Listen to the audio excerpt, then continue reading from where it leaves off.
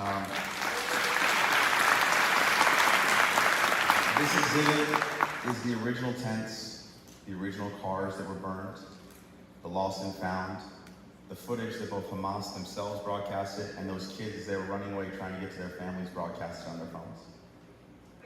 And the way we put together this exhibit was very different from what would happen in Tel Aviv because everyone in Israel already knew what had happened, had experienced it.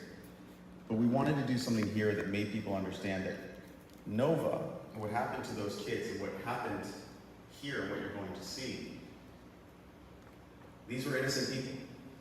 And it is absolutely inexcusable that we as a world and as a community can't come forward and denounce this behavior.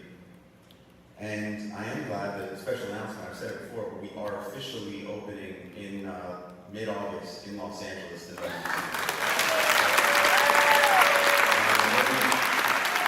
Running that exhibit through October, and I can tell you there's nothing political about it.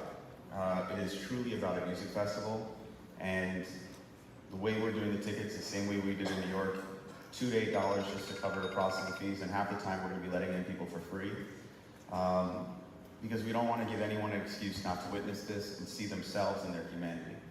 And that is kind of why I'm here today. My brother and friends invited me. I've seen the film, and like I said, you're all brave, and I'm honored to see this many people here to witness it on a Monday night. Sexual violence and rape should never be used in warfare, should never be used at all, and it should never be excused.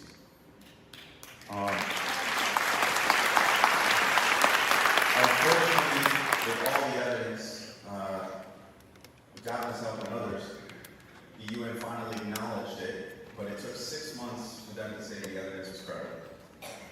And in that time, we saw many of our own politicians deny this. And I want to be clear on the main reason I'm here. I always get a kick out of the fact that people think I'm here because I'm Jewish, because my family's Holocaust survivors. That's a big part of my identity. But like many of you, I've been there as a part of other, calls for help. And what bothers me the most and why I'm glad that there's so many from different communities here is that two things can be true. When I teach my children, just like so many of you teach yours, empathy should not have a limit. I should mourn for your family in Gaza the same way you mourn for these people. I should want aid going into Gaza the same way I want hostages to come home. And you do not have to pick sides to have empathy and have a seat at the table for humanity. And I think every single... So the reason I'm here is just to say, please, this is not about sides. This is about seeing your daughter. It's about seeing your mother. It's about seeing your friends. It's about seeing your sister. And speaking to others and demanding they see this film and saying no, and not letting a very loud minority divide us. Because I can assure you that we are in the majority. So with that, I want to thank you for having me. I want to thank my brother Sam for inviting me to the screening, and then I found out I was hosting. If you're from a Jewish family, that makes a lot of sense. Thank you once again for coming to see this, and you'll see a video from my friend later, but I can tell you that so many people put a lot into this film and took a lot of risks. And it means a lot that you're witnessing it. It means a lot that you're spreading it. And I hope that when you leave here, you encourage all your friends and family to go on YouTube and do the same. And thank you very much. Hold on. I'm gonna get in trouble with her. I forgot something. There's one thing you told me to talk about. Anti-Semitism. The thing I want to say about that is there's an underlying issue that many of your Jewish friends are going through, which is, why is this issue you're about to witness actually being ignored?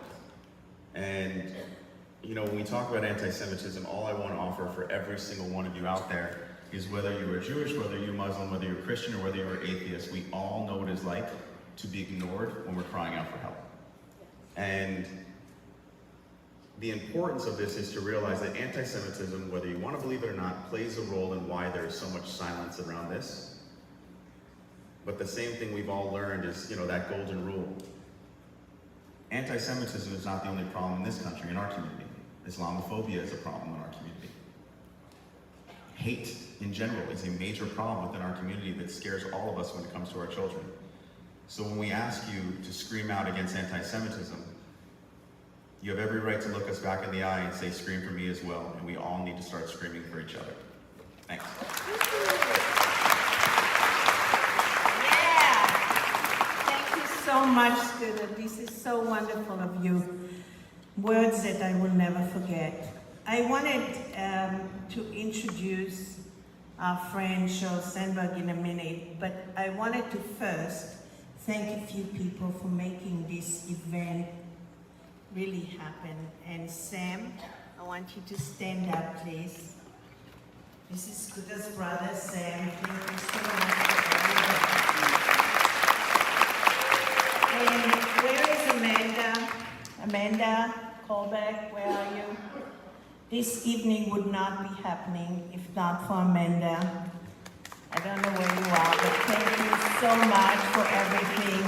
I want to thank our Committee for Justice for Women for everything you've been doing. I want to thank Rose Rothstein and for everything that her staff and her team have been doing. This evening would not happen without all these organizations coming together and making it happen. And with that, let me just say a couple of things. Sheryl Sandberg is a great voice. She's a great woman. In a world where it's so difficult for women to actually emerge, she's emerged with class and distinction and has made a huge difference in our cultural world, but also for women. She's led women to believe in themselves.